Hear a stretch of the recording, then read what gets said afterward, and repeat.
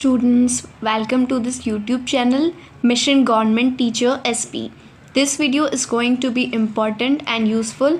अगर आपको इस वीडियो की PDF चाहिए तो आप WhatsApp चैनल से ले सकते हैं। सभी वीडियो को लाइक और चैनल को सब्सक्राइब करें ताकि हर वीडियो की आपको नोटिफिकेशन मिल सके।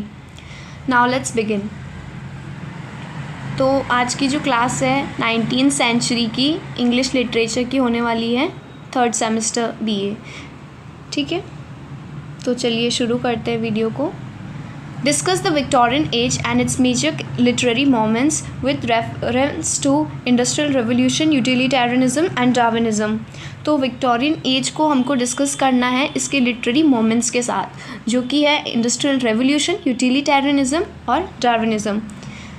इसके अंदर क्या है, जो विक्टोरियन एज होती है ये जब क्वीन विक्टोरिया बनती है तब तक की होती है। ठीक है, क्योंकि क्वीन बनती है 1837 से 1901 तक। ठीक, तो ये जो पीरियड होता है काफ़ी social, political, scientific, intellectual change का पीरियड होता है इंग्लैंड के अंदर। ये ट्रांसफॉर्मेशंस काफ़ी इन्फ्लुएंस करते हैं विक्टोरियन लिटरेचर को, जो कि राइज करता है नई थीम्स के अंदर, स्टाइल के अंदर, लिटरेरी मोमेंट्स के अंदर। Among the most important forces shaping the literature of this age व इंडस्ट्रियल रिवोल्यूशन। जो अब इन सब चीज़ों में से जो चीज़ सबसे ज़्यादा शेप करती है इस लिटरेचर को विक्टोरियन एज की, वो थी industrial revolution, utilitarian philosophy, Darwinism. ये सब साथ में एक वर्ल्ड व्यू विक्टोरियन एज का करते हैं, जिसके थ्रू हमको पावरफुल एक्सप्रेशन दिखते हैं प्रोजेस के अंदर, पोइट्री के अंदर और फिक्शन के अंदर। इंडस्ट्रियल रेवोल्यूशन जो है ये one of the most decisive influence रहता है विक्टोरियन सोसाइटी पर। इससे पूरी सोसाइटी, इसका इंडस्ट्रियल रेवोल्यूशन का जो इम्पैक्ट पड़ता है वो पूरी विक्टोरियन सोसाइटी पे पड़ता है और उसकी लिटरेचर पर। रैपिड इंडस्ट्रियलाइजेशन से क्या होता है, ग्रोथ होती है, फैक्ट्रीज की अर्बनाइजेशन, शहरीकरण और टेक्नोलॉजिकल प्रोग्रेस होता है। बट इसके साथ साथ इसके नेगेटिव पॉइंट्स भी थे, नेगेटिव एस्पेक्ट्स थी, जैसे कि सोशल प्रॉब्लम्स होती है, जैसे कि poverty, child labour, unemployment, class conflict. यानी कि एक तरफ ब्रिटेन इंडस्ट्रियल रेवोल्यूशन की वजह से इतना डेवलप कर रहा था और दूसरी तरफ जो इंग्लैंड था वहाँ पर लोग पॉवर्टी और चाइल्ड लेबर जैसी चीज़ों से सफ़र कर रहे थे, क्लास कॉन्फ्लिक्ट भी हो रहा था। जो गैप था बिटवीन रिच एंड पुअर, ये पहले से भी ज़्यादा बढ़ चुका था। ट्रेडिशनल रूरल लाइफ जो थी वो डिक्लाइन हो चुकी थी। विक्टोरियन जो राइटर्स थे उन्होंने रिस्पॉन्ड किया था इन चेंजेस को, क्योंकि जब सोसाइटी में ऐसे कंसर्न्स हो रहे हैं, ऐसी प्रॉब्लम्स आ रही, सफरिंग्स हो रही है लोगों की, तो विक्टोरियन राइटर्स ने इनके अगेंस्ट बोला। और जो नॉवेल्स थी, नॉवेल्स के थ्रू ज़्यादातर बताया, तो जो नॉवेल्स थी काफ़ी डोमिनेंट रही इस विक्टोरियन एज के अंदर, क्योंकि ये जो नॉवेल्स थी इसके अंदर हम रियलिटी बताते थे राइटर्स सोसाइटी के। राइटर्स जैसे चार्ल्स डिकेंस थे, इन्होंने हार्श क्रिटिसिज्म किया और हार्श कंडीशंस भी बताई सोसाइटी की, कि इंडस्ट्रियल सोसाइटी कैसे सफ़र कर रहे हैं उसके अंदर लोग। हार्ड टाइम्स इनका एक वर्क था, ऑलिवर ट्विस्ट इनका वर्क था। एलिजाबेथ गैस्किल भी एक राइटर थी, इन्होंने मैरी बार्टन और नॉर्थ एंड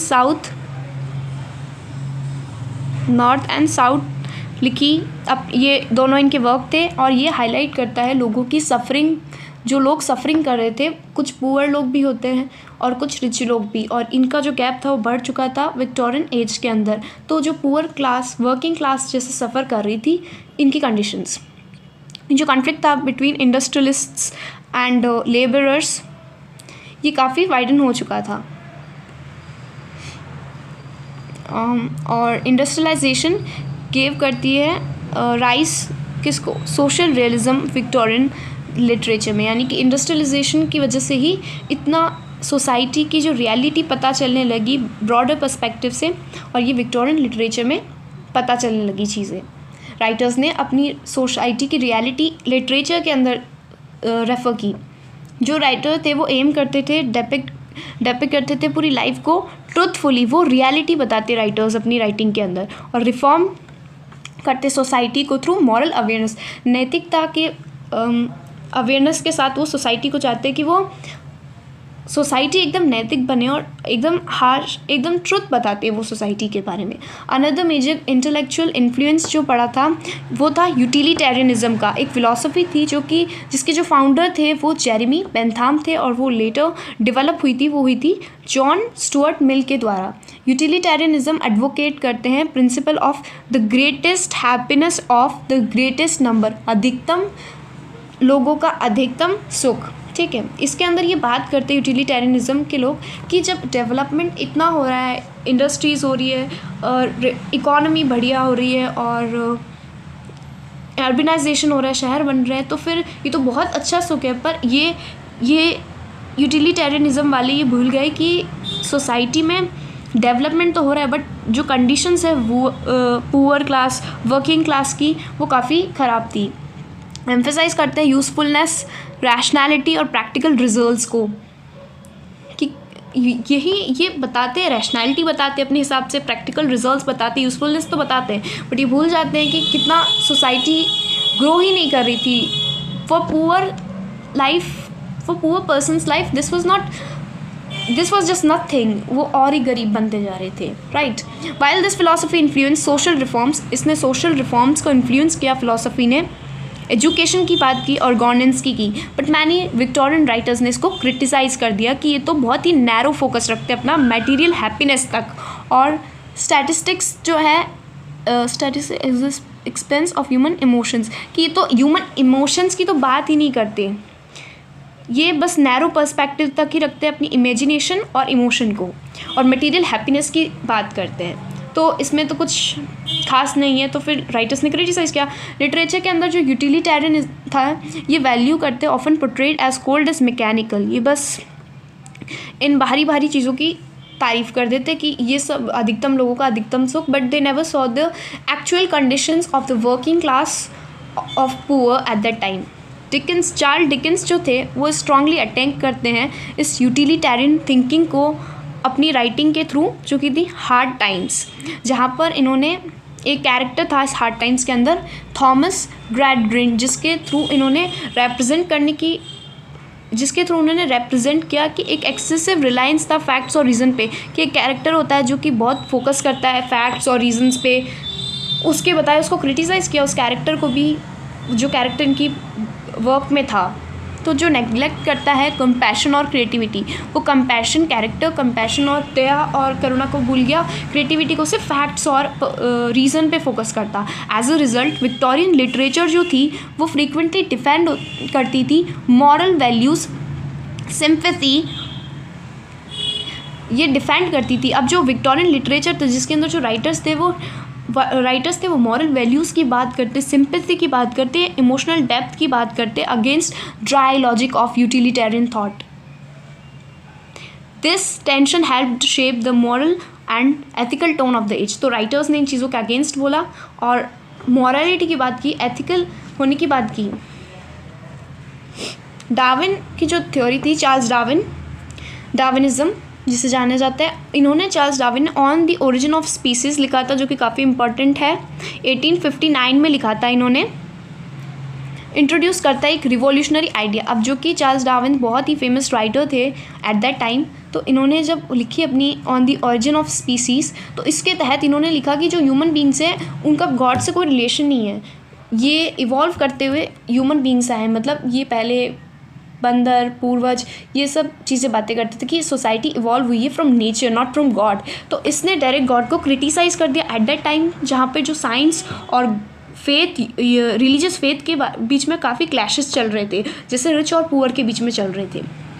तो वो बताते हैं कि एवोल्यूशन से है, नेचुरल सिलेक्शन है, और स्ट्रगल, इससे क्या होने लगा, स्ट्रगल होने लगा एग्जिस्टेंस का। डार्विन की जो थ्योरी थी वो चैलेंज करता है ट्रेडिशनल क्रिश्चियन बिलीव्स को। अब जब इन्होंने बोल दिया कि ऐसा गॉड जैसा कुछ नहीं है, तो फिर ट्रेडिशनल क्रिश्चियन बिलीव्स पे सवाल उठने लगे, और कि क्या है क्रिएशन, ह्यूमैनिटी स्पेशल, हाँ, कि ह्यूमैनिटी क्या है ये, मतलब इन चीज़ों पे क्रिटिसाइज़ करने लग गए लोग कि या तो रिलीजन सही है या फिर साइंस सही है इन चीज़ों पर। दिस साइंटिफिक डेवलपमेंट, हाँ, इस साइंटिफिक डेवलपमेंट ने कॉज किया डीप इंटेलेक्चुअल क्राइसिस। अब लोगों ने बहुत गहनता से सोचने लगे इंटेलेक्चुअली कि क्या क्या सही है क्या गलत है, और लॉस होने लगा लोगों की तरफ से रिलीजियस सर्टेनिटी, क्योंकि लॉस कि हम तो नहीं मानते गॉड को, लोगों ने चर्च जाना बंद कर दिया। लिटरेचर जो पीरियड था ये इस विक्टोरियन एज का, ये रिफ्लेक्ट करता है सेंस ऑफ डाउट। काफ़ी डाउट थे इसमें, कॉन्फ्लिक्ट थे और क्वेश्चंस भी काफ़ी अराइज हुए। जैसे टेनिसन और ऑल्फ्रेड लॉर्ड टेनिसन भी पोइट है जिन्होंने अपना स्ट्रगल दिखाया बिटवीन फेथ एंड साइंस, उनकी पोएम इन मेमोरियम के अंदर, जहाँ पर जो अटेम्प्ट करते हैं रिकॉन्साइल करने की टेनिसन की रिलीजियस बिलीफ और एवोल्यूशनरी थ्योरी दोनों को रिकॉन्साइल किया जाए। मैथ्यू आर्नोल्ड जो है वो कन्वे करते हैं स्पिरिचुअल अनसर्टेनिटी को। मैथ्यू आर्नोल्ड एक पोएट है और एक राइटर भी है। इन्होंने क्या करने की कोशिश की, कन्वे करने की कोशिश की कि स्पिरिचुअल अनसर्टेनिटी और कल्चरल डिक्लाइंस हो रहे हैं। यहाँ पे लोग स्पिरिचुअलिज्म को मान ही नहीं रहे हैं और कल्चर का डिक्लाइन होता जा रहा है। अपनी पोएम डोवर बीच के थ्रू इन्होंने बताने की कोशिश की। जो डार्विन की थ्योरी है वो कंट्रीब्यूट करती है स्केप्टिसिज्म के मूड को, यानी लोगों के मन में डाउट आने का। इंट्रोस्पेक्शन, यानी लोग सोचने लगे क्या वास्तव में गॉड होते हैं। साइकोलॉजिकल डेप्थ, कि रिलीजियसली मतलब एक ट्रू नेचर में लोग सच में सोचने लगे बहुत इन डेप्थ तक। विक्टोरियन लिटरेचर के अंदर, कॉन्क्लूजन के अंदर, विक्टोरियन लिटरेचर था वो डीपली शेप था इंडस्ट्रियल रिवोल्यूशन के कारण, क्योंकि जब डेवलपमेंट की बात होने लगी तो राइटर्स ने सवाल उठाए और फिर फेथ के ऊपर भी आए, क्रिश्चियनिटी के। तो ये इन सब चीज़ों से मिलकर ही शेप की गई है Victorian literature. Utilitarianism and Darwinism. Industrialization जो था इंस्पायर हुआ था सोशल रियलिज्म से, और रिफॉर्मिस्ट राइटिंग्स, यानी कि इंडस्ट्रियलाइजेशन से ही लोगों ने देखा कि सोशल रियलिटी बताई असली, और राइटिंग्स के थ्रू लाए एक क्रांतिकारी राइटिंग। यूटिलिटेरियन फिलॉसफी जी तो भी प्रोवोक करती थी मॉरल और इमोशनल रेजिस्टेंस को लिटरेचर में, कि ये नकारती थी यूटिलिटेरियनिज्म। तो ये तो इमोशंस को समझते नहीं थे कि नैतिकता क्या है, इमोशंस क्या है। और जो डार्विनिज्म था इसने एक डाउट क्रिएट कर दिया इंटेलेक्चुअल कॉम्प्लेक्सिटी के अंदर। और इन दोनों ने ही, मतलब ये जो थ्योरी थी, इन दोनों ने विक्टोरियन लिटरेचर को विक्टोरियन लिटरेचर के अंदर रिच और वेरिड, मतलब डिफरेंट रिफ्लेक्टिव, काफ़ी एज स्ट्रगल दिखाया। इन्हीं चीज़ों की वजह से शेप हुआ, और कि बैलेंस प्रोग्रेस दिखाया कि ह्यूमैनिटी भी इम्पॉर्टेंट है, रीज़न भी इम्पॉर्टेंट है। Reason means logic, humanity important है, लॉजिक इम्पॉर्टेंट है, इमोशंस भी इम्पॉर्टेंट है, साइंस भी इम्पॉर्टेंट है फेथ के साथ। ठीक है ना। अब हम बात करते हैं सेकंड क्वेश्चन की, जो कि है ड्रामेटिक मोनोलॉग को एक्सप्लेन करना है हमको। एस्थेटिसिज्म एक मोमेंट है, उसको भी एक्सप्लेन करना है, सूटेबल एग्जांपल्स के साथ एक्सप्लेन करना है। चलिए समझाते हैं 19th सेंचुरी के लिटरेचर के एग्जांपल्स के साथ। ठीक है, ड्रामेटिक जो मोनोलॉग होता है ये वैसे फेमस हुआ था इन दोनों के थ्रू, सर रॉबर्ट ब्राउनिंग जो कि पोइट है और ऑल्फ्रेड लॉर्ड टेनिसन, इनके थ्रू। ठीक है, ड्रामेटिक जो मोनोलॉग है ये एक पोएटिक फॉर्म है जिसके अंदर एक सिंगल स्पीकर होता है जो एक सिंगल लिसनर को एड्रेस कर रहा होता है। मतलब एक सिंगल स्पीकर होगा जो बोलता रहेगा पूरी की पूरी पोएम के अंदर, और एक साइलेंट लिसनर भी होगा जो उस पोएम के अंदर ही उसको सुन रहा होगा, बट वो एक शब्द भी नहीं लेगा। ठीक है, वो एक शब्द भी नहीं बोलेगा। और ये कोई एक मोमेंट होगा क्रिटिकल, उसके अंदर ये चलता रहेगा। ठीक है, जो स्पीकर की जो स्पीच होगी वो हम रीडर्स को ये अंडरस्टैंड कराएगी ना केवल सिचुएशन का, बट ऑल्सो स्पीकर्स कैरेक्टर, कि ये जो इंसान है जो बोल रहा है उसका कैरेक्टर क्या है। बिकॉज जब हम एक इंसान को बहुत समय तक सुन रहे होते हैं, बहुत ही ऑब्जर्व करते हुए, तो हमें उसका कैरेक्टर पता चलता है, साइकोलॉजी पता चलती है और उसका नेचर पता चलता है। ठीक है, तो उसकी साइकोलॉजी, मॉरल नेचर पता चलेगा। ये पोइट खुद नहीं बोलेगा। जैसे मान लो माई लास्ट टचेस है पोएम, इसके अंदर रॉबर्ट ब्राउनिंग सर ने लिखी है ये, इसके अंदर इन्होंने खुद ने कुछ नहीं बोला, इसके अंदर एक कैरेक्टर है जो कि ये ड्यूक, वो बोल रहा है। वो बहुत ही प्राइड करने वाला इंसान होता है, प्राइडफुल इंसान होता है, वो बोलता रहेगा, एक मैसेंजर होगा उसे सुनता रहेगा। और सर रॉबर्ट ब्राउनिंग सर ने तो एक मोटिव को लेकर सोसाइटी को एक्सप्लेन करने के लिए लिखी है। ठीक है, पोइट खुद कुछ नहीं बोलेगा, वो बस एक कैरेक्टर बोलेगा।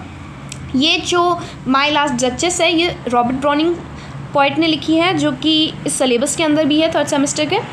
ठीक है, इसके अंदर जो स्पीकर होगा वो अननोइंगली बोलता रहेगा और इसको पता नहीं है क्योंकि कि इसको कोई सुन रहा है, इस वे में ये बोलेगा, ठीक है। पोएम इस वे में लिखी गई, एक टाइप है।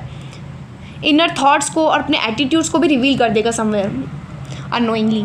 तो मेन फीचर्स होते हैं ड्रामेटिक मोनोलॉग के वो होंगे, सिंगल स्पीकर होगा, एक अकेला इंसान है, वो पोएट नहीं होगा बट साइलेंट लिसनर भी होगा कोई, जिसकी प्रेजेंस भी बस है, जिसकी प्रेजेंस है बट वो कुछ नहीं बोलेगा, ठीक है।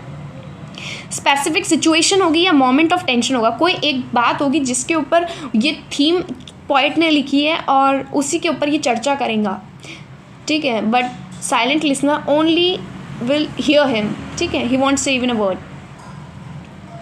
सेल्फ रिविलेशन का मतलब है जब वो अपने बारे में वो बताएगा, जब वो जो साइलेंस क्या बोलते हैं उसे, जब वो स्पीकर होगा सिंगल, वो जब बता रहा होगा तो वो समवेयर अपना कैरेक्टर भी बता देगा unknowingly.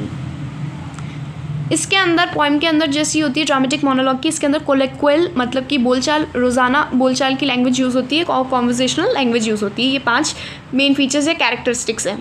Development of 19th century, अब इस ड्रामेटिक मोनोलॉग का क्या डेवलपमेंट होता है 19th सेंचुरी में। ये जो ड्रामेटिक मोनोलॉग होता है बहुत ही पावरफुल लिटरेरी फॉर्म बनता है विक्टोरियन एज के अंदर, जो कि रिफ्लेक्ट करता है इंटरेस्ट साइकोलॉजी के अंदर, मोरालिटी के अंदर और कॉम्प्लेक्सिटी ऑफ ह्यूमन मोटिव्स के अंदर।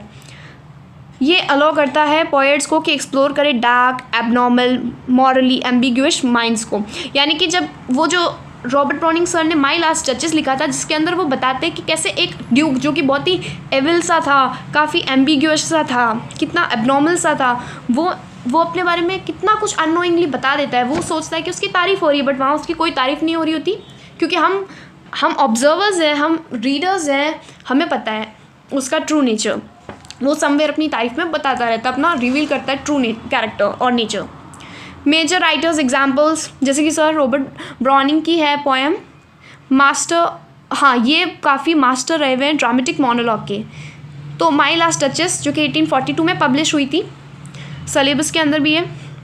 जो ड्यूक होता है वो बताता रहता है अपनी डिसीज्ड वाइफ, मतलब उसकी जो वाइफ जो अब नहीं है, जो डेड है, उसके बारे में बताता रहता है एक विजिटर को, जो कि एक मैसेंजर होता है, वो आया होता है, उसके बारे में, उस मैसेंजर को अपनी वाइफ के बारे में बताता रहता है जो गुजर चुकी है। और ये बातों बातों में अपने शब्दों में ये भी बता देता है अपनी खुद की प्राइड की, कितना घमंड करता है, कितना ज्वेलस है ये, कितना क्रूअल है, ये सब चीज़ें बाहर आ जाती है। बट समवेयर इसको नहीं पता चलता, अननोइंगली चीज़ें उसका रिवील हो जाता है true character, right. Although he never openly admits guilt, जबकि अगर हम उसे खुद से पूछते हैं वो तो कभी एडमिट ही नहीं करता, कमिट ही नहीं करता कि कितना, कभी गिल्टी फील ही नहीं करता। पोर्फियस लवर, ये भी रॉबर्ट ब्राउनिंग के द्वारा लिखी गई है। इसके अंदर स्पीकर होता है, वो कामली बता रहा होता है कि मैंने अपनी लवर का मर्डर कर दिया। साइकोलॉजिकली अबनॉर्मलिटी होती है इसके अंदर, पता चलती है उस इंसान की, और मॉरल डिस्टॉर्शन की, उसने मॉरलिटी का तो फॉलो ही नहीं किया, कितना इमोरल इंसान है, राइट। ऑल्फ्रेड टेनिसन भी है जिन्होंने काफ़ी कुछ इसके अंदर लिखा है। ऑल्फ्रेड लॉर्ड टेनिसन इसके अंदर बताते हैं यूलिसिस के अंदर कि ये बताते हैं एक रेस्टलेस स्पिरिट को। इस पोएम के अंदर क्या होता है, एक रेस्टलेस स्पिरिट की बात होती है, जो कि हीरोइक, जिसके अंदर एक हीरोइक स्पीकर होता है, यानी कि एक हीरोइक स्पीकर है, वो बिल्कुल रेस्टलेस सी स्पिरिट का है और वो विश करता है, डिज़ायर करता है एडवेंचर की, कि उसे एडवेंचर करने हैं, तो वो बता रहा है और उसे कोई सुन रहा है, ठीक है। इंपॉर्टेंस क्या है, ड्रामेटिक मोनोलॉग हेल्प करता है विक्टोरियन पोइट्स को कि एक्सप्लोर कर सके inner psychology of home, inner psychology of that person, मतलब क्या बोलूँ मैं, इनर साइकोलॉजी भी उन लोगों की जो उस सोसाइटी में एट दैट टाइम रह रहे थे। राइटर्स उनको बस पॉइंट आउट करना चाहते हैं और दिखाना चाहते हैं कि ये सिचुएशन थी लिटरेचर में उस एज के अंदर,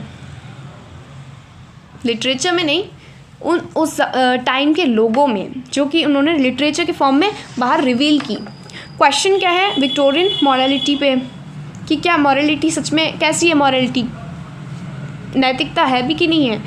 present multiple perspectives of truth, multiple perspectives भी दिखाए ट्रुथ के। एस्थेटिज्म भी है इसके अंदर।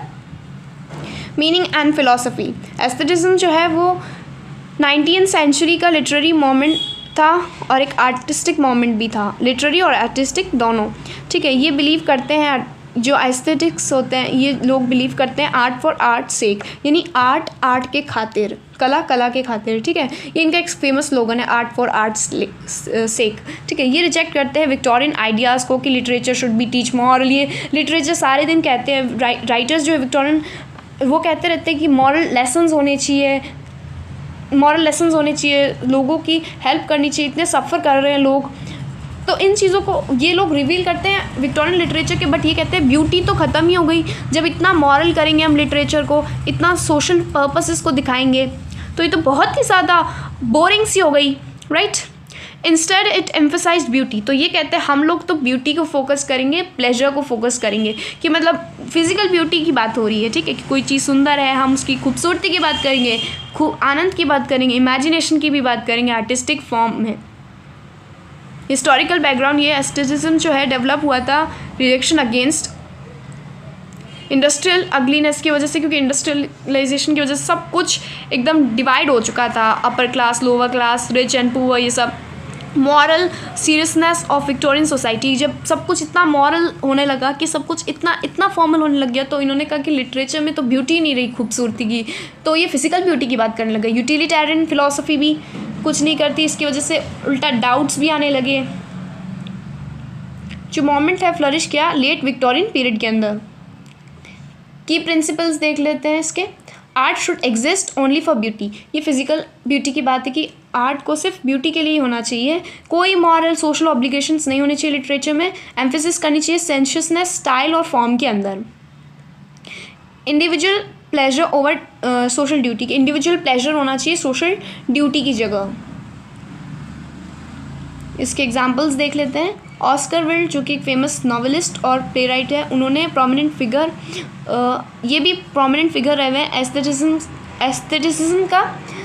इन्होंने एग्जाम्पल है जैसे डोरियन ग्रे, ये भी सिलेबस के अंदर है। The picture of Dorian Gray 1890 में पब्लिश हुई थी। ये जो नॉवल है वो बात करती है ब्यूटी, यूथ, प्लेजर की, वाइल रिजेक्टिंग मॉरल रिस्पॉन्सिबिलिटी। जो ऑस्कर विल्ड है वो क्लियरली बताते हैं कि एस्थेटिक प्रिंसिपल्स होना चाहिए प्रीफेस में, मतलब सामने दिखनी चाहिए। Importance of being earnest Oscar Wilde के द्वारा लिखी गई है। इसके अंदर बताया जाता है delight in wit, style and form rather than moral seriousness. Walter Pater भी एक राइटर है। स्टडीज़ इन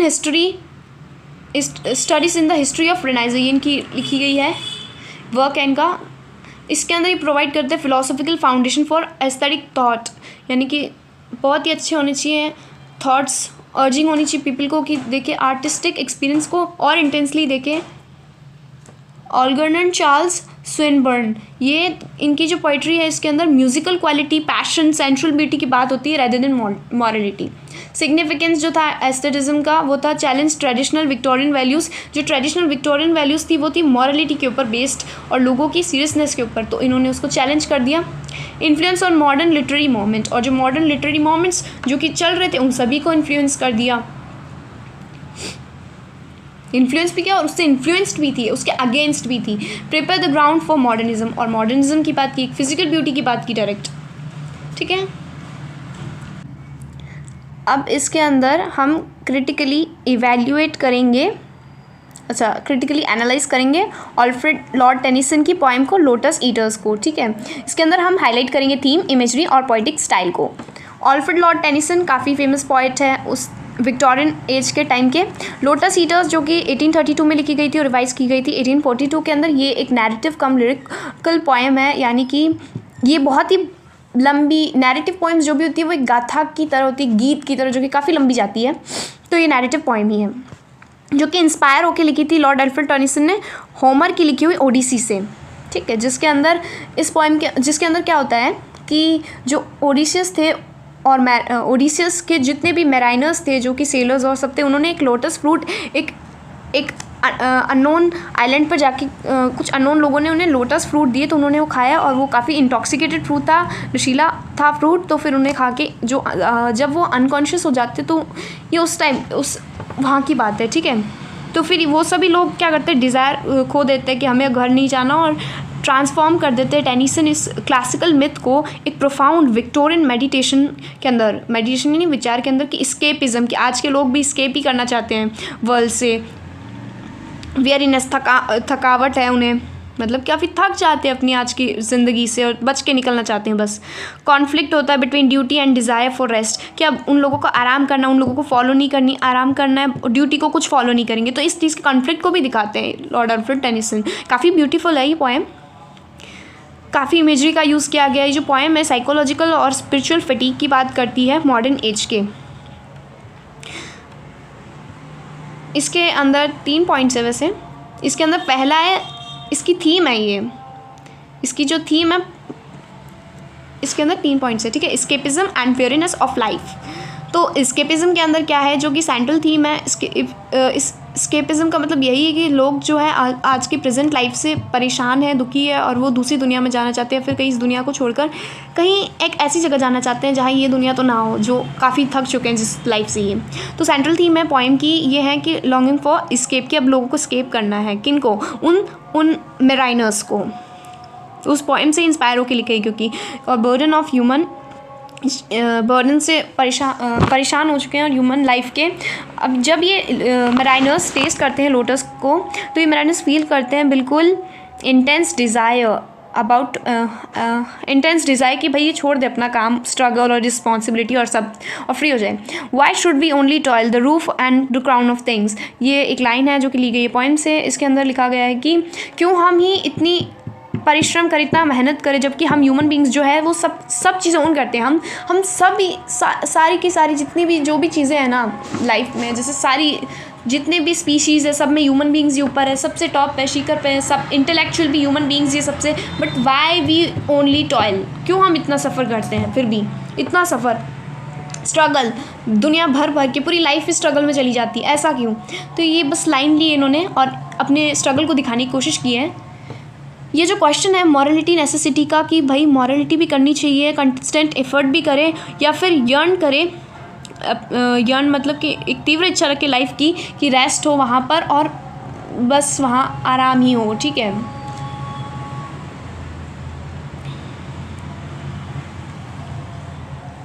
ऑब्लिवियन का मतलब होता है भूल जाना, ठीक है। तो क्यों लाइफ में बस हम आराम करें और सब कुछ भूल जाए, सब टेंशन भूल जाए, ठीक है। ये रिफ्लेक्ट करता है ब्रॉडर विक्टोरियन क्राइसिस को, कि उस वैसे जैसे लोग फेथ और एग्जॉशन में कितना परेशान हो चुके थे, और जहाँ पर इंडस्ट्रियल जो प्रोग्रेस होती जा रही थी और मटेरियल एडवांसमेंट तो हो रहे थे, बट ऑल्सो मेंटल फटीग भी हो रही थी, लोग परेशान हो चुके थे।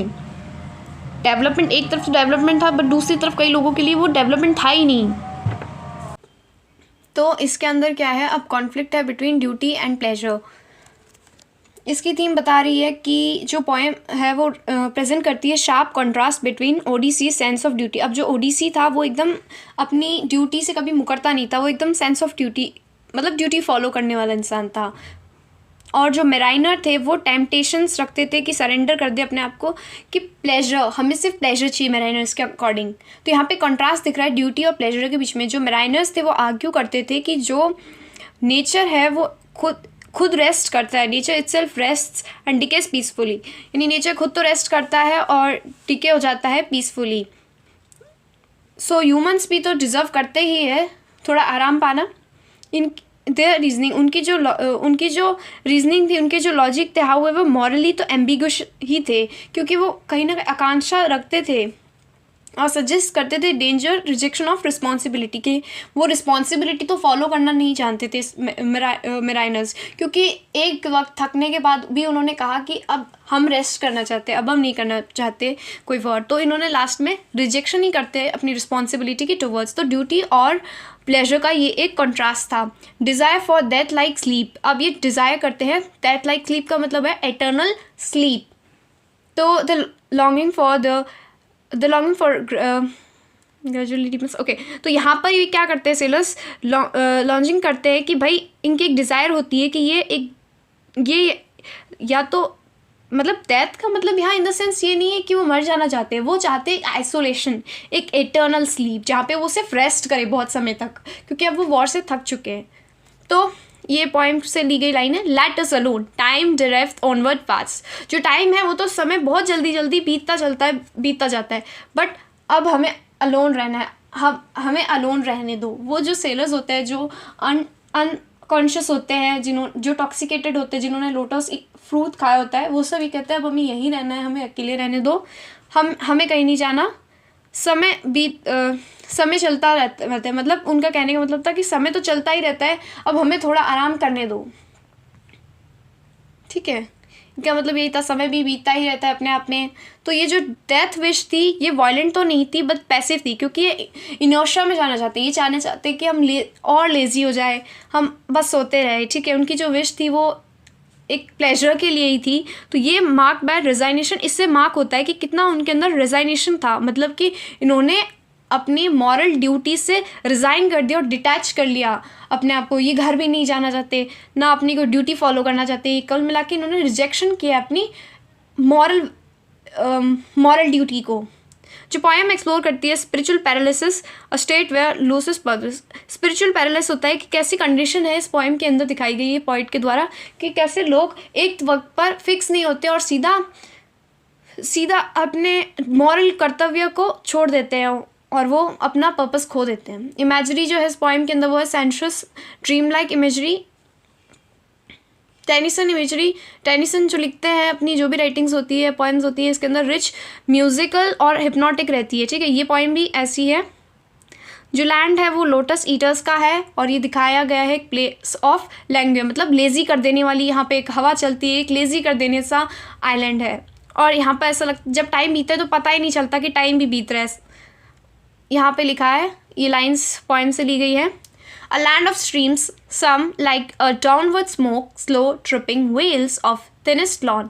यानी कि टेनिसन कहना चाहते हैं कि एक लैंड है ये तो स्ट्रीम्स का, ये तो एक स्ट्रीम्स का लैंड है जो ये आइलैंड है। यहाँ पे बहुत सारी छोटी छोटी नदियाँ बह रही थी, तो ये कहते हैं, और जब वो नीचे बहती है, नीचे इसकी इमेजरी बता रहे हैं कि जब वो नीचे बहते हैं पानी पहाड़ से तो फिर एकदम धुंध की तरह दिखता है। स्लो ड्रिपिंग वेल्स, धीरे धीरे वो बहता है, ऐसा लगता है कि जैसे कोई पतली सी एक फैब्रिक की पतली सी एकदम थिन सी फैब्रिक की लेयर हो, घूंघट की जैसी लगती है बिल्कुल।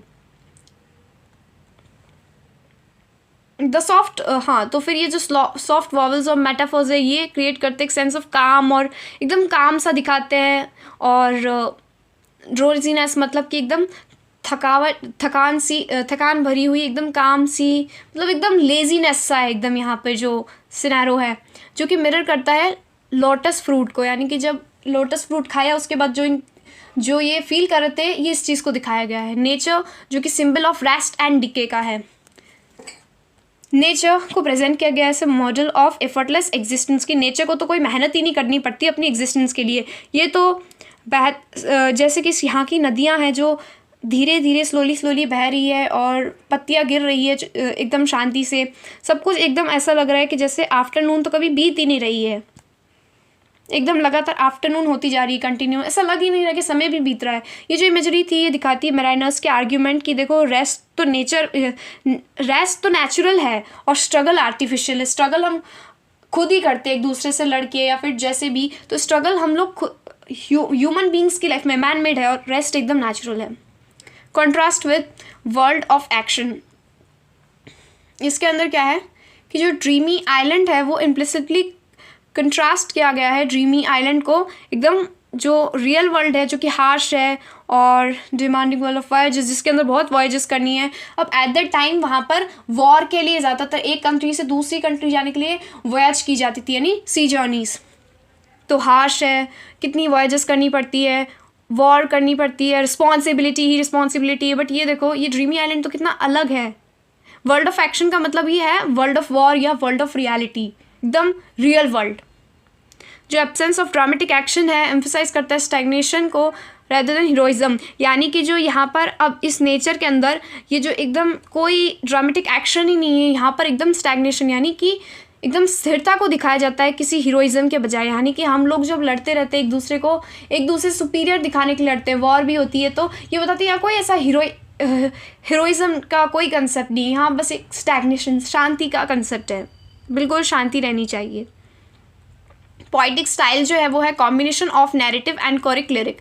जो पोएम इंट्रोडक्शन होता है जो पोएम का, तब हम देखते हैं कि पोएम काफ़ी नैरेटिव वे में लिखी हुई होती है, बट बाद में हमें धीरे धीरे पता चलता है कि यहाँ जब वो इंटॉक्सिकेट हो जाते हैं मैराइनर्स तो वो एक गाना लिखते हैं, मतलब कोरिक साउंड की तरह वो गाना गाते हैं। ठीक है, तो इसके बाद कोरिक साउंड भी होता है। जो पोएम है डिवाइडेड है नैरेटिव इंट्रोडक्शन में, जो फॉलो करती है कोरिक साउंड को मैराइनर्स के द्वारा। इसके अंदर जो लिरिकल सेक्शन है वो रिजेंबल करता है ग्रीक कॉरस को। ग्रीक कॉरस का बताया गया है इसमें कि ग्रीक कॉरस से इंस्पायर होके लिया गया था, जो कि एक कलेक्टिव वॉइस होती है, जो कि सारे मैराइनर्स की जो फिलॉसफी होती है रेस्ट एंड रेजिग्नेशन पर, इसके ऊपर बेस होती है। म्यूजिकल लैंग्वेज और मेट्रिकल एक्सपेरिमेंट जो थे पॉइट के, ये जो पॉइट है मास्टरी ऑफ साउंड ले चुके हैं। ये बाकी काफ़ी क्लियर है ये चीज़, क्योंकि अलिट्रेशन के पॉइंट में थे, एसोनेंस थे, रेपिटेशन भी थे, स्लो राइम थी, एकदम लॉन्ग लाइन्स, और ये चीज़ एकदम दिखा रही थी कि कितना हिप्नोटिक इफेक्ट भी था, क्योंकि जब वो इंटॉक्सिकेटेड थे तो जिस वे में वो पोइट्री एक्सप्लेन करना चाहती है सॉन्ग को, वो भी काफ़ी एकदम अच्छे मैनर में किया हुआ था। ये रहा line from the poem, जैसे कि music that gent lie on the spirit lies, then tired eyelids upon the tired eyes, यानी कि जो म्यूज़िक है जो शांत कर देने वाला है आत्माओं को।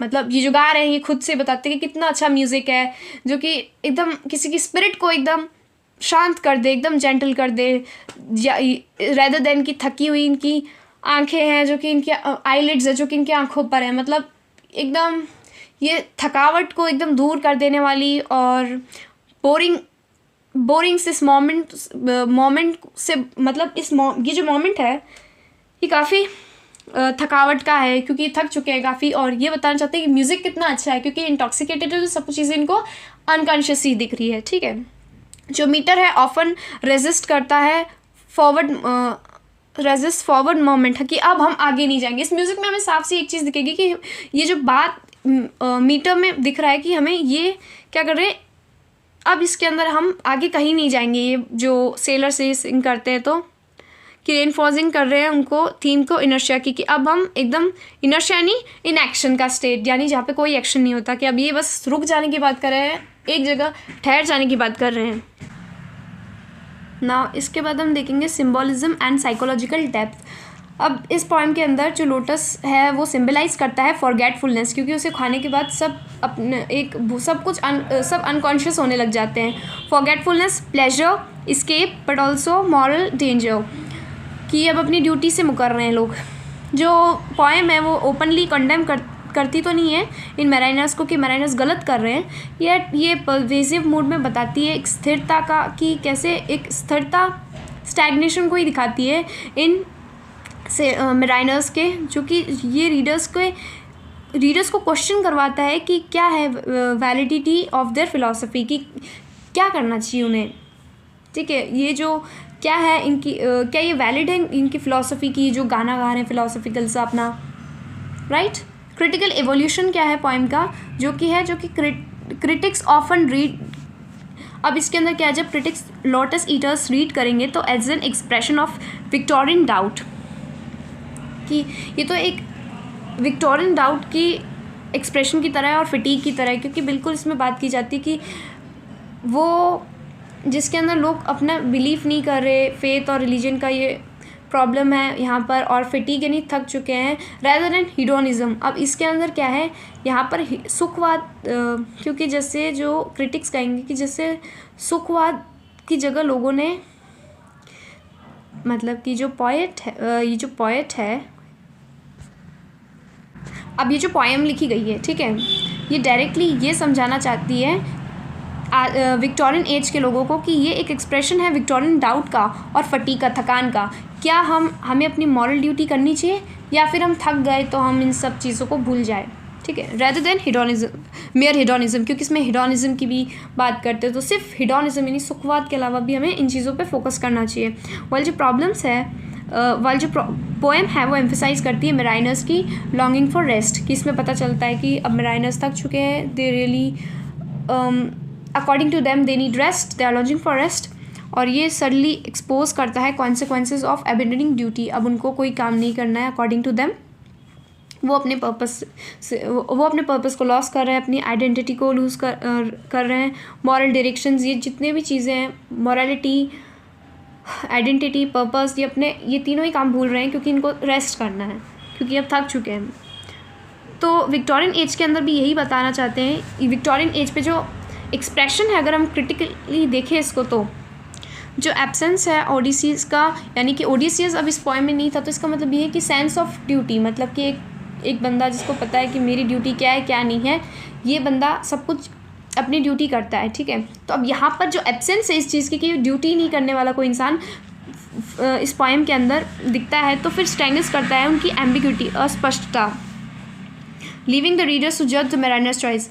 अब इससे पता नहीं चलता, अब इसलिए ये रीडर्स को पोएट जो है ये पोएम को फिर बाद में रीडर्स के ऊपर डालते हैं कि रीडर्स जज करेंगे क्या मैरिनर की चॉइस सही थी, दे विल जज दैम, ओके। फोर्थ क्वेश्चन जो है अब इसके अंदर क्या है कि डिस्कस करना है फिलोसॉफिकल आइडियाज़ को इन मेमोरियम के, जो कि टेनिसन के द्वारा लिखी गई थी, इसके रेफरेंस टू इस टेक्स्ट, मतलब जो टेक्स्ट दिया गया है इसके अकॉर्डिंग आप बताइए, ठीक है। ऑल्फ्रेड टेनिसन जो थे इन मेमोरियम इन्होंने लिखी थी AHH, ये एक एलिजी थी, ये आर्थर हेनरी हेलेन की याद में लिखी गई थी, ठीक है। तो इसके अंदर बताते हैं कि ये केवल एक एलिजी नहीं थी आर्थर हेनरी हेलेन की के लिए, जो कि इनके खास दोस्त थे, ये एक प्रोफाउंड फिलोसॉफिकल पोएम भी थी जो कि रिफ्लेक्ट करती है इंटेलेक्चुअल और स्पिरिचुअल क्राइसिस विक्टोरियन एज की, ठीक है। ये इनकी जो लिरिक्स थी इनसे पता चलता है कि टेनिसन एक्सप्लोर करते आइडिया, जहाँ पर हम देखते हैं कि पोएम में ग्रीफ था, फेथ था, डाउट था, इमॉर्टलिटी ऑफ द सोल थी, एंड रिकॉन्सिलेशन साइंस और रिलीजन दोनों का था। ये बहुत ही सेंट्रल फिलोसॉफिकल आइडियाज़ है इसके अंदर इन मेमोरियम का, कि कॉन्फ्लिक्ट बताते हैं इसके अंदर फेथ और डाउट का। फेथ मीन्स हम रिलीजन में फोकस कर रहे हैं क्रिश्चियनिटी पर, और डाउट मतलब कि हम साइंटिफिक रेवोल्यूशन की तरफ ज़्यादा इंक्लाइंड है। तो फेथ और डाउट के ये इसका एक सेंट्रल कॉन्फ्लिक्ट था। पोएम रिपीटेडली क्वेश्चन करती है अबाउट द जस्टिस, की न्याय क्या है, goodness of the God, goodness क्या है गॉड की इस वर्ल्ड में, जो वर्ल्ड जो खुद गॉड है, डेथ और सफरिंग से, ठीक है। The sudden loss of Helen stakes the Tennyson's religious belief. अब एक बार के लिए जो टेनिसन थे वो खुद भी एक स्केप्टिसिस्टिक हो जाते हैं, थोड़े से डाउटफुल होते हैं कि क्या सच में रिलीजियस बिलीफ होता है। इनका भी थोड़ा रिलीजियस बिलीफ हट सा जाता है, मतलब थोड़ा ये भी सोचने लग जाते एक बार अपने विचार को, और फिर स्केप्टिक होने के बाद निराशा भी होती है इनको, क्योंकि इनके फ्रेंड गुजर जाते हैं। तो जो लिरिक है ये एक्सप्रेस करती है एक anguish mind struggling. Anguished mind का मतलब यहाँ पर है कि दुखी माइंड, मतलब दुखी मन, दुखी आत्मा, जो कि स्ट्रगल कर रही है अंडरस्टैंड करने में कि डिवाइन पर्पस क्या है एक भगवान का पर्पस, जो कि और सजेस्टिंग द फेथ, और सजेस्ट करता है कि फेथ तो फिक्स नहीं है but must be tested and reformed through suffering, पर चेक किया जा सकता है जब सफरिंग आती है। मतलब कि जो फेथ होता है वो फिक्स तो होता नहीं है, और ये चीज़ को ही चेक करने के लिए गॉड जो है वो सफरिंग्स देते हैं, ठीक है। इन्हीं चीज़ों के लिए सफरिंग आती है, ठीक है। जो अनदर इम्पॉर्टेंट आइडिया है इस कंसेप्ट का वो है नेचर और इसकी अपेरेंट क्रूअल्टी, जो कि इन्फ्लुएंस्ड है कंटेम्प्रेरी साइंटिफिक थॉट्स से। इसके अंदर स्पेशली अर्ली इवोल्यूशनरी आइडियाज़ होते हैं, जैसे टेनिसन प्रेजेंट करते हैं नेचर को as red in tooth and claws, red in tooth and claw. अब इस फ्रेज़ का मतलब है कि वो बताना चाहते हैं कि एक रूथलेस वायलेंट, कि मतलब कितना रूथ है ये वायलेंट सा नेचर, कितनी रूथनेस इसमें, ठीक है। तो ये बताते हैं कितना इंडिफरेंट है ह्यूमन सफरिंग से। जो लिरिक है वो इम्प्लाई करता है नेचुरल लॉस को, लिरिक जो है इम्प्लाई करता है नेचुरल लॉज कैसे ऑपरेट करते हैं विदाउट मॉरल कंसर्न। जो नेचुरल लॉज है वो बिल्कुल मॉरल कंसर्न के बिना चलते हैं। ये तो डिस्ट्रॉय करते हैं दोनों, वीक और नोबल को, ठीक है। वीक हो गया जो पुअर है और नोबल हो गया जो हायर है, इन दोनों को ही करता है। ये रेज करता है philosophical question, if nature is so ruthless, अगर नेचर इतना रूथलेस है तो how can one believe in benevolent God, कि तो एक इंसान कैसे कृपालु भगवान में भरोसा रखेगा जब नेचर ऐसा है, जब जो दुनिया खुद ऐसी है, तो एक इंसान कैसे अपना फेथ रख सकता है। Tennyson doesn't offer any easy answer, Tennyson कोई इजी आंसर तो नहीं देते, बट यूज़ करते अपनी टेंशन की डीप कंसर्न दिखाया जा सके इस इंटेलेक्चुअल सीरियसनेस के लिए। जो पोएम है वो रिफ्लेक्ट करती है problem of immortality and the survival of the soul की ये प्रॉब्लम, मतलब इसके बारे में बात करते हैं, क्या अमरता होती है, क्या लोग अमर होते हैं? अब वो तो पता है बेसिक से कि नहीं होते हैं, तो वो सोल्स की अमरता का बताना चाहते हैं कि और जो सर्वाइवल होता है सोल का होता है क्या, क्या मतलब हेल और हेवन होते हैं, क्या आफ्टर लाइफ होती है, इन चीज़ों पर, इस चीज़ पर भी इनकी पोएम बताती है। तो थ्रू हिज ग्रीफ, अपने अपने सौरों के साथ, जो टेनिसन है वो एक तीव्र इच्छा रखते हैं कि ये अश्योर करे कि हेलेन की जो स्पिरिट है, रिश्योरेंस करना है इनको कि हेलेन की जो स्पिरिट है, इनके जो फ्रेंड है, उसकी स्पिरिट अभी भी क्या है, अभी भी एग्जिस्ट करती है क्या उसकी फिजिकल डेथ के बाद भी। ये जो लिरिक्स है वो सजेस्ट करता है कि लव तो देखो ये मीनिंगलेस तो नहीं हो सकता और टेम्परेरी नहीं हो सकता, बिकॉज इनके फ्रेंड के जाने के बाद भी बताना चाहते हैं कि इनको कितना दुख है, ये अभी भी कितना याद करते हैं उन्हें। तो ये जो लव था ये तो उनकी डेथ के बाद, मतलब नॉर्मल नहीं हुआ, ऐसा तो नहीं हुआ कि भूल गए सडनली। तो फिर जो लव होता है ये बताते हैं मीनिंगलेस और टेम्परेरी तो नहीं होता, तो लव तो रियली होता है। तो ये बताना चाहते हैं कि लव जो स्पिरिचुअल परमानेंस की तरफ होता है वो भी तो ट्रू ही होता है। जो इमोशनल एक्सपीरियंस होते हैं वो फिलोसॉफिकल आर्ग्यूमेंट में आते हैं for immortality and blending feeling with reason. Immortality की बात करते हैं और इनके फीलिंग्स जो है रीज़न के साथ ये बात करते हैं, लॉजिक के साथ। For the philosophical idea in human progress and hope, कि फिर इससे पता चलता है कि ह्यूमन प्रोग्रेस और होप है फर्दर फिलोसॉफिकल आइडिया इनका। डिस्पाइट कि वो कितने सारे डाउट्स रखते हैं, टेनिसन अल्टीमेटली बिलीव तो यही करते हैं कि जो ह्यूमैनिटी है वो सीधा हायर मॉरल और स्पिरिचुअल स्टेट में ही है।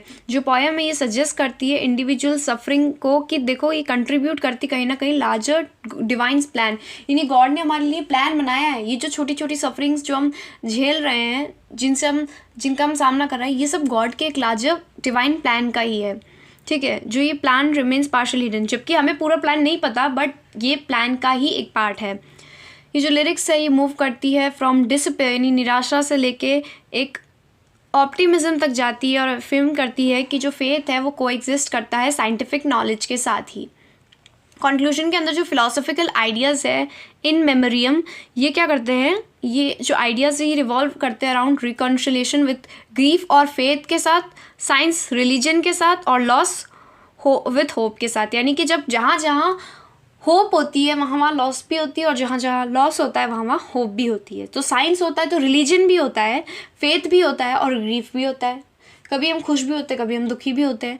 तो ऐसे ये बोलते हैं कि सब चीज़ें रिकंसाइल करती है। और ये जो लिरिक्स है ये इलिस्ट्रेट करते हैं टेनिसन की जर्नी को, कि कैसे इन्होंने पहले स्टार्टिंग में डाउट लाया, फिर बिलीफ लाते हैं, फिर मेक करते हैं पोएम को डीपली पर्सनल और यूनिवर्सल मेडिटेशन तक भी लाते हैं, कि पूरे यूनिवर्स के विचार करते हैं, पूरा फिलोसॉफिकल डेप्थ तक जाते हैं, और मीनिंग का क्या है लाइफ में और डेथ क्या है इस मॉडर्न वर्ल्ड में, इन चीज़ के। तो ये माई लास्ट टचेस जो है ये रॉबर्ट ब्राउनिंग के द्वारा लिखी गई है, और ये परफेक्ट एग्जाम्पल है ड्रामेटिक मोनोलॉग का। इसको हमको एक्सप्लेन करना है रेफरेंस में थीम, कैरेक्टर, टेक्निक को। ये जो रॉबर्ट ब्राउनिंग है माई लास्ट टचेस, ये वाइडली रिगार्ड करती है one of the finest examples dramatic monologue के इंग्लिश लिटरेचर के अंदर, जिसके अंदर सिंगल स्पीकर है और वो है ड्यूक ऑफ फेरारा, ठीक है, वो ड्यूक ऑफ फेरारा है।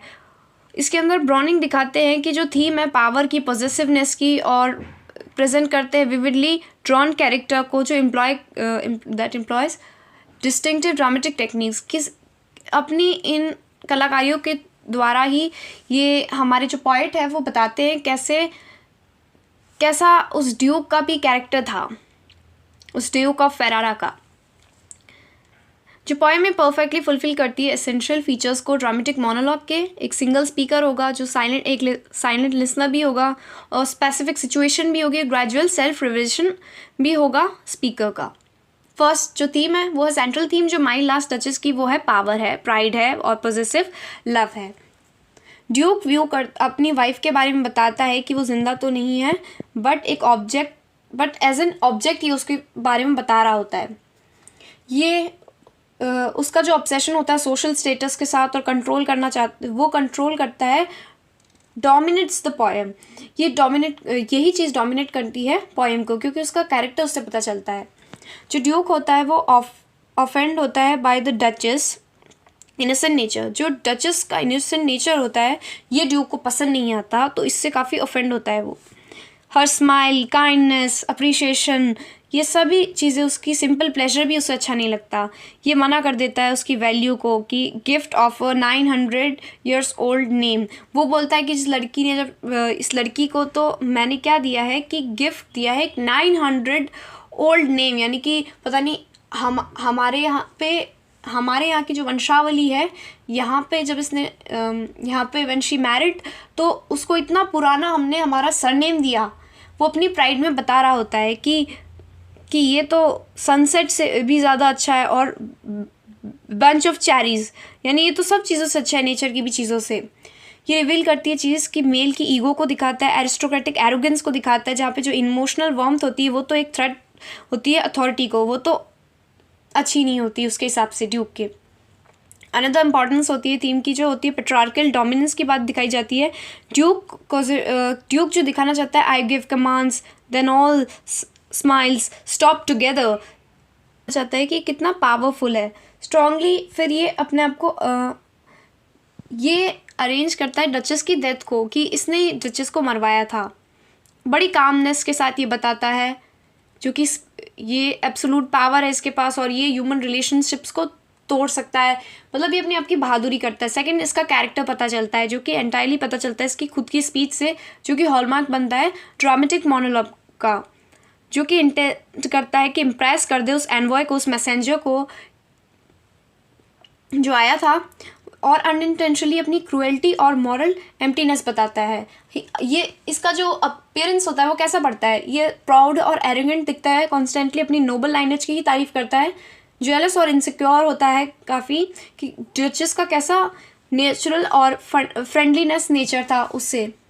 कंट्रोलिंग और अथॉरिटेरियन था ये, और ये अनविलिंग था कि ये कभी झुकेगा नहीं। इसकी फीलिंग्स ऐसी थी, इमोशनली काफ़ी कोल्ड था, इतनी ज़्यादा इसमें कोई इमोशंस ही नहीं थी, फीलिंग्स नहीं थी, तो इमोशनली कोल्ड था ये। अपनी वाइफ की भी ऐसी बात कर रहा था डेथ की, कि इसने ही मरवाया, और बिना किसी पश्चाताप के, इसे कोई भी दुख नहीं था। जो डचेस होती है वो साइलेंट रहती है, एमर्ज एज अ कंट्रास्ट। ये कितना कंट्रास्ट है, क्योंकि वो जो डचेस होती है वो एकदम जेंटल थी, जॉयफुल थी, इनोसेंट थी, और ड्यूक की एक्सप्रेशन से पता चल रहा है वो की। बट ब्राउनिंग ने इसमें मास्टरी की है बहुत, कैरेक्टर्स को यूज़ करके एक ही आवाज़ में। टेक्निक जो थी इसके अंदर, ब्राउनिंग टेक्निकल मास्टरी करते हैं, इस पोएम को बहुत ही क्लासिकल ड्रामेटिक मोनोलॉग की बनाते हैं। इसके अंदर एक सिंगल स्पीकर था और एक सिंगल लिसनर था। जैसे जो ड्यूक स्पीक करता रहता है और एड्रेस करता रहता है उस मैसेंजर को, जो कि कभी रिप्लाई नहीं करता। जो लिसनर होते हैं वो साइलेंस होते हैं एकदम, हम भी जैसे लिसनर की जो साइलेंस होती है, इससे ड्यूक की स्पीच फ्लो रह जाती है और हमें पता चलता रहता है उसके कैरेक्टर का। कॉन्वर्सेशनल ब्लैंक वर्स ये बताते हैं कि जो पोएम है वो रिटर्न की गई है आयम्बिक पेंटामीटर में, बिना किसी स्टेंजा के ब्रेक किए। एकदम कॉन्वर्सेशनल टोन देता है जिससे फ्लो आता है, ठीक है। जो यूज़ होता है एंजाममेंट का, ये एक लिटरेरी, क्या बोलते हैं इसे, लिटरेरी टर्म है एंजाममेंट का। उससे क्या होता है, ड्यूक दिखता है कि उससे क्या है कि कंट्रोल का नेचर भी दिखता है इस ड्यूक का, और कंटिन्यूस थॉट दिख जाते हैं। ड्रामेटिक आयरनी ये होती है कि ड्यूक बिलीव्स करता है अपने आप में कि वो बहुत डिग्निफाइड और पावरफुल है, बट ये रीडर्स को रिकॉग्नाइज कराते हैं कि ये कितना टायरेनिकल और डेंजरस पर्सन है। जो कंट्रास्ट होता है यहाँ पे, ये एक ड्रामेटिक आयरनी भी दिखाता है कि एक एनवॉय जो कि एक मैसेंजर है वो इतना चुपचाप है, और एक ये सिंबॉलिज्म थर्ड है, जो फोर्थ डी, ठीक है। जो सिंबॉलिज्म इसके अंदर हम देखते हैं कि जो पोर्ट्रेट है डचेस का, उसके पीछे एक कर्टन के अंदर वो सिंबलाइज करता है कि ड्यूक का ही नेचर है, मतलब ड्यूक की मर्जी होगी तब वो पर्दे हटाएगा, और ड्यूक की मर्जी होगी तो वो पर्दे हटाएगा, ठीक है। तो इससे पता चलता है ड्यूक की ही मर्जी से कोई इस पिक्चर को देख भी सकता है। सिमिलरली जो स्टैचू है वो नेपट्यून का, और उसके पास जो सी हॉर्स है वो भी अपने आप की उसकी डोमिनेशन दिखाता है, क्योंकि वो उसको भी बहुत अप्रिशिएट करता है कि ये भी मेरा है, ठीक है। मैं आपको बताना चाहती हूँ कि अभी जो हमने वीडियो देखी है ये क्वेश्चन 1 से लेके 5 तक की है, ये पार्ट 1 की है वीडियो। BA थर्ड सेमेस्टर के इम्पॉर्टेंट क्वेश्चन आंसर्स की। ठीक है, मैं आपको बताना चाहती हूँ कि अभी हम नेक्स्ट वीडियो भी लाएंगे जो कि पार्ट 2 की होगी। अगर आपको वो देखनी है तो प्लीज़ चैनल को लाइक और सब्सक्राइब कीजिए, और अगर आपको इसकी PDF चाहिए तो आप व्हाट्सएप चैनल से ले सकते हैं।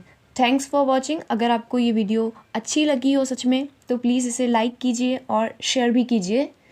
वीडियो को देखने के लिए बहुत धन्यवाद दोस्तों।